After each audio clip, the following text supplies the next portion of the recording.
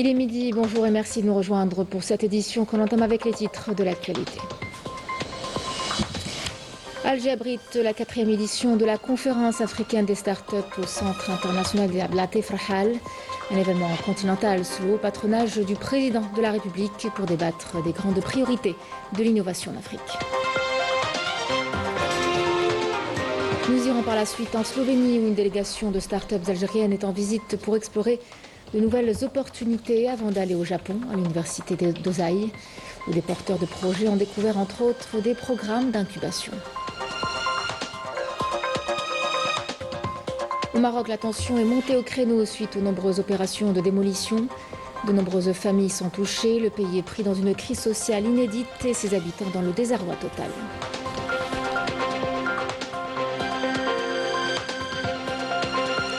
Les Verts connaissent leurs adversaires pour la Coupe du Monde 2026, Argentine, Autriche et Jordanie. Un tirage au sort qui s'est déroulé hier soir à Washington. Mesdames, Messieurs, bienvenue à vous. Ouverture tout à l'heure de la 4e édition de la conférence africaine des startups au Centre international des conférences Ablaté Frahal à Alger.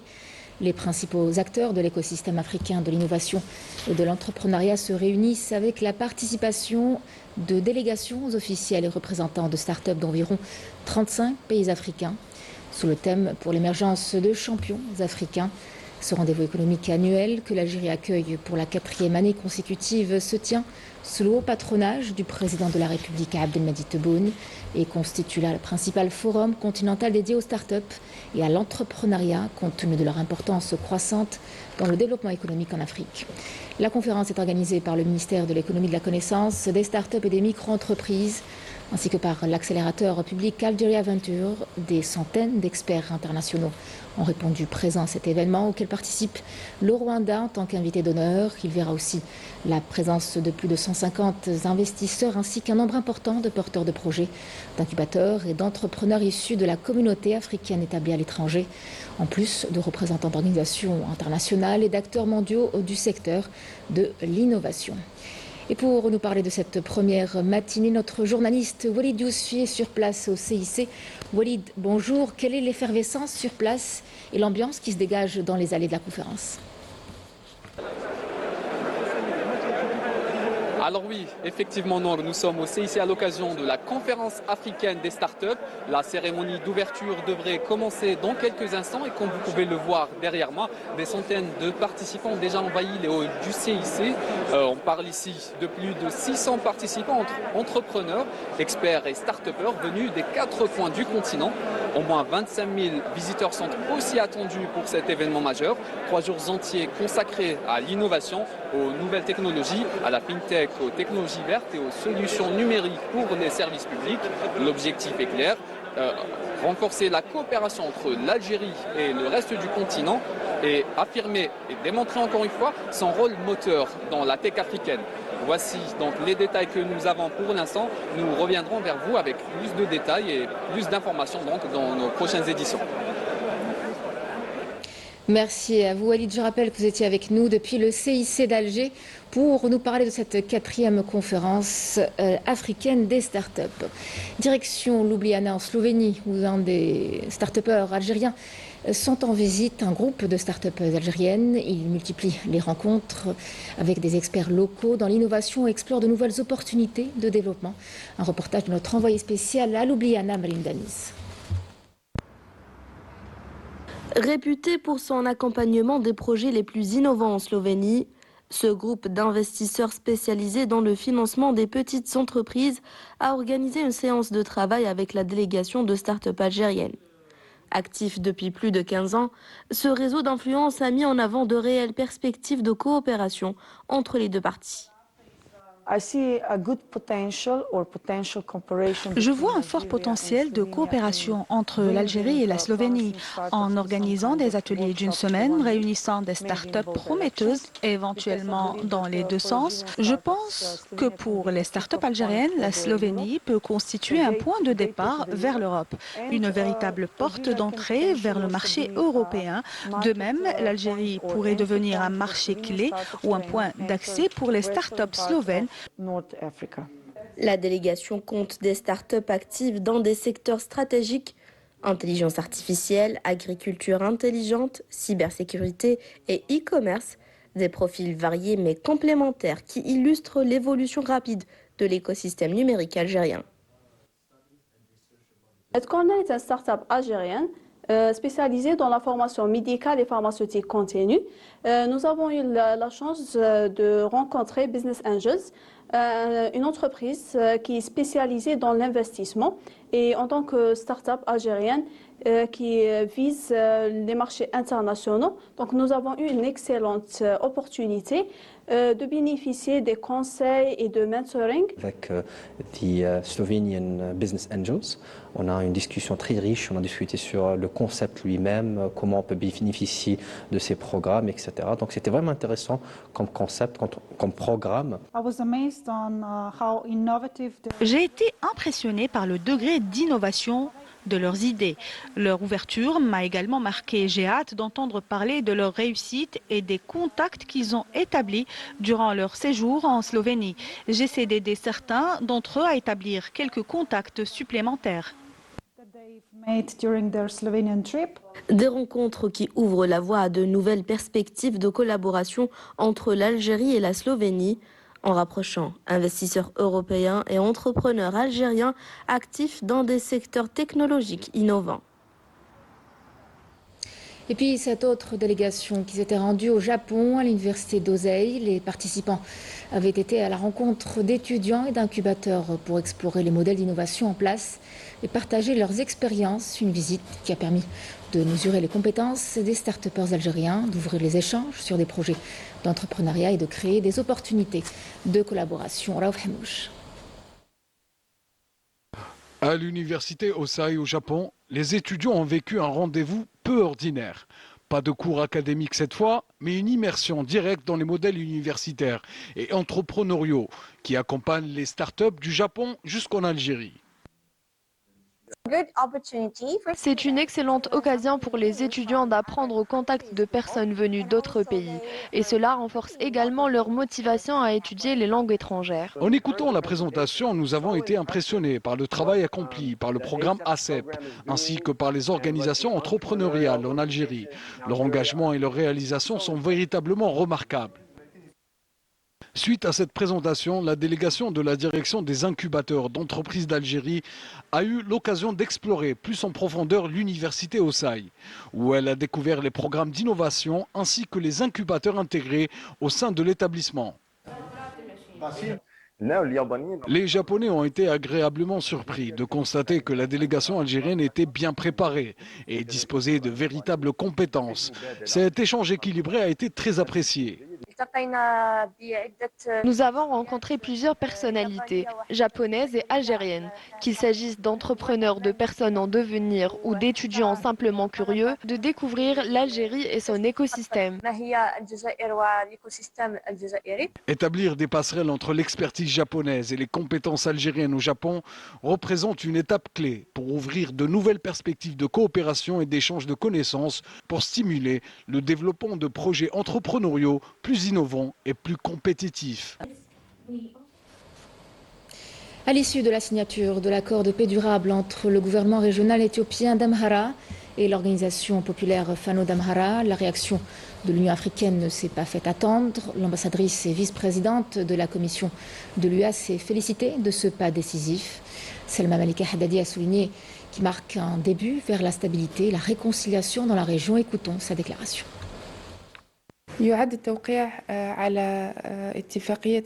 L'accord de paix durable signé entre le gouvernement régional éthiopien d'Amhara et l'organisation populaire Fano constitue l'aboutissement d'efforts récents visant à mettre fin au conflit dans cette région. Il s'agit d'une étape importante et d'un début pour instaurer une paix durable. L'Union africaine a encouragé les deux parties à mener un dialogue direct, sans aucune intervention ni médiation au sens traditionnel, conformément aux principes qui privilégient les solutions africaines aux problèmes africains. À travers cette démarche, l'Union africaine cherche à instaurer une paix durable en amenant les parties à s'asseoir autour de la table des négociations. C'est un processus difficile qui implique de trouver des solutions aux problèmes ayant provoqué des tensions et les affrontements dans la région. Cet accord permettra de rétablir la stabilité, les services sociaux et tout ce que le peuple éthiopien souhaite pour un avenir meilleur dans la région d'Amhara sur les plans social, économique et culturel.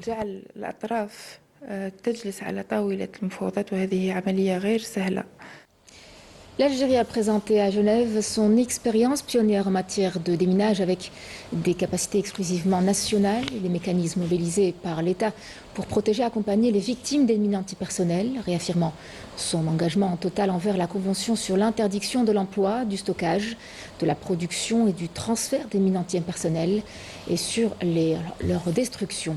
Un engagement réaffirmé lors des travaux de la 22e réunion des États parties de cette même Convention. Les débats de la réunion présidée par le Japon ont mis l'accent sur le progrès réalisé dans la mise en œuvre du plan d'action Siem Reap Angkor et les perspectives d'atteindre l'universalité de la dite Convention. Les forces d'occupation sionistes poursuivent leurs bombardements sur des zones situées à l'est de la bande d'Oraza, une violation manifeste de l'accord du cessez-le-feu. L'opération s'est étendue jusqu'à la ligne jaune, notamment dans la ville de Beit Lahia, au nord de l'enclave, où des blessés ont été signalés. Il a également été annoncé qu'un jeune Palestinien avait perdu la vie après avoir été touché dans la ville d'Awhed, au nord de la Cisjordanie. Par ailleurs, 5 résolutions importantes ont été adoptées par l'Assemblée générale de l'ONU. Une d'entre elles vise à renouveler le mandat de l'UNRWA pour 3 années supplémentaires.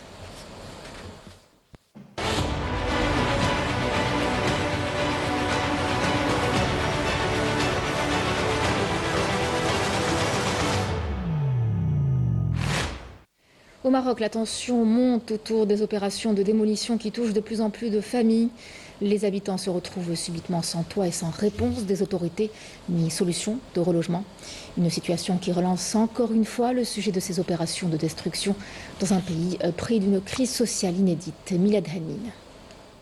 Dans plusieurs villes marocaines, des familles entières se retrouvent du jour au lendemain sans toit, confrontées à des opérations de démolition, d'expulsion sans précédent. Les Marocains ne savent plus à quel sein se vouer. Plusieurs dizaines de familles font face seules à un quotidien de plus en plus précaire. Les droits les plus élémentaires sont bafoués et les lois piétinées. On ne nous a jamais remis de décision de démolition. Ils nous ont simplement ordonné de quitter les lieux immédiatement en disant qu'ils allaient tout raser.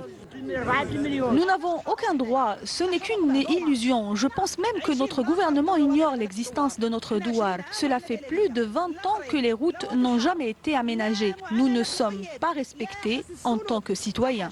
Pendant que des milliers de citoyens vivent dans l'incertitude et espèrent un geste des autorités, le pouvoir en place maintient une distance inquiétante, une absence de réaction qui renforce le sentiment d'abandon et révèle l'incapacité du système à répondre aux difficultés sociales croissantes.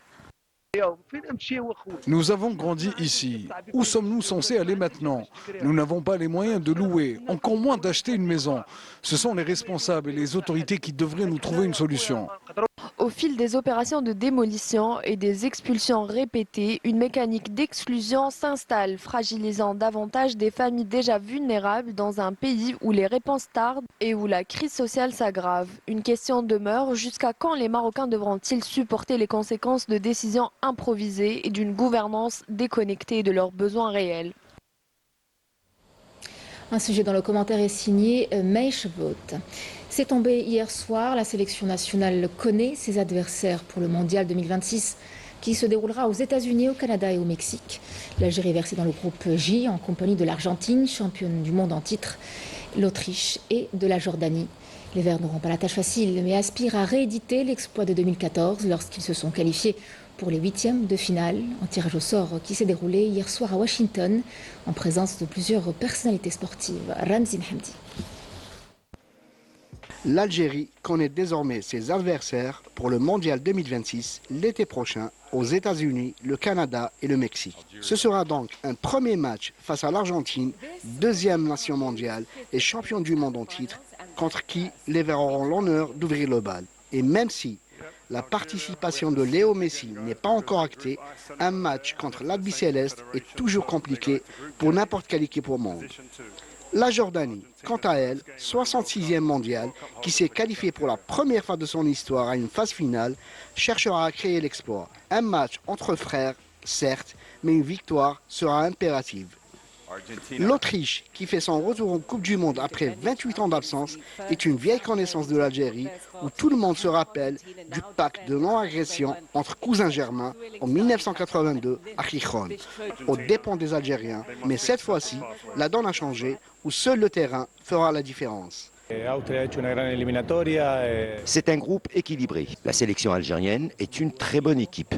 Je connais Petkovic, qui prône un football de pression. D'ailleurs, je l'avais en tant qu'entraîneur quand je jouais à la Lazio. Il y a de très bons joueurs dans cette équipe algérienne.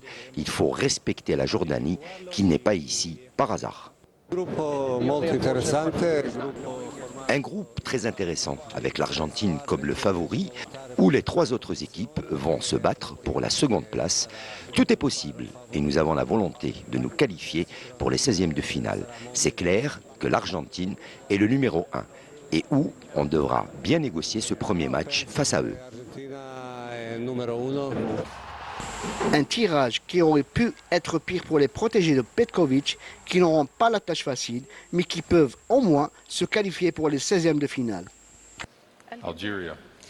Et pour ce qui est de la Coupe arabe à présent, pour la deuxième journée du groupe D, l'Algérie affrontera le Bahreïn cet après-midi au stade international Khalifa de Doha à partir de 14h30 avec l'ambition de l'emporter, de relancer ses chances de qualification au quart de finale. Les Verts ont effectué une dernière séance d'entraînement avant la rencontre et puis vous verrez qu'ils sont motivés à lever haut le drapeau de l'Algérie et rendre fier tout le peuple. Sarah Delbel.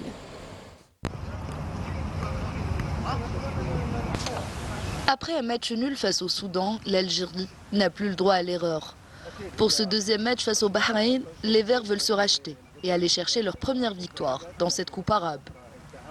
Majid Bouguera devrait apporter plusieurs changements par rapport au premier match, avec l'objectif de redonner de la fraîcheur à son équipe, surtout sur le plan offensif. On a remis l'accent sur les choses négatives et positives sur le dernier match. Donc on sait qu'on a une équipe du Bahreïn qui est aussi déterminée pour gagner ce match-là. Donc voilà, préparation déjà, bonne récupération, ce qui a été fait. Des joueurs qui ont joué, qui ont voyagé. Donc le premier match, j'espère que physiquement, ils ont eu du mal à rentrer dans le match. Mais en termes d'attitude, ils sont motivés à rendre le peuple très heureux. Et ils sont conscients de cette compétition, de l'ampleur. Parce qu'on est là pour gagner, pour défendre notre titre. Et rendre le peuple fier, comme on dit toujours. Face à eux, une formation solide, bien organisée et qui s'est présentée avec son équipe première. Un adversaire ambitieux qui envisage lui aussi d'arracher les 3 points. Nous respectons beaucoup l'Algérie, c'est une équipe de qualité, mais je resterai toujours optimiste pour mes joueurs et pour le peuple bahreïni. Pour moi, la meilleure équipe du monde, ce sont mes garçons. Les coéquipiers de Yassine Benzia, déterminés et motivés, comptent répondre présent sur le terrain et offrir une première victoire à tout un peuple. Tous les matchs sont décisifs sur un tournoi comme ça, tous les matchs sont importants, on sait que ça va très vite, c'est une courte compétition. Donc on sait que demain ça va être compliqué et important pour nous, donc on va tout faire pour gagner, Inch'Allah. Tous les matchs sont difficiles, mais nous donnerons le meilleur de nous-mêmes pour gagner et rendre le peuple algérien fier. Un duel qui promet d'être serré entre deux équipes en quête de renouveau. Une occasion de repartir sur de bonnes bases et pourquoi pas décrocher cette première victoire qui peut tout relancer. Une rencontre que vous pourrez suivre en direct sur Canal Algérie à partir de 14h30. Dans l'autre match du groupe D, l'Irak défiera le Soudan à 17h. Et puis en attendant de voir l'Algérie briller tout à l'heure sur le terrain, elle rayonne déjà loin d'ici, dans un tout autre registre. À San Francisco, un restaurant tenu par des Algériens est devenu un point de rencontre. Alors on y retrouve certaines saveurs du pays, l'ambiance et surtout ce lien qui rassemble notre communauté. Walid Benmis. Au cœur de San Francisco, l'une des villes américaines les plus diverses et les plus riches culturellement, Un restaurant de pizza algérienne s'impose comme une adresse incontournable pour la communauté algérienne. Ici, les saveurs s'entremêlent avec une touche bien algérienne et où la pizza est dégustée avec plaisir, dans une ambiance chaleureuse qui rappelle l'esprit du pays et la convivialité des rencontres familiales.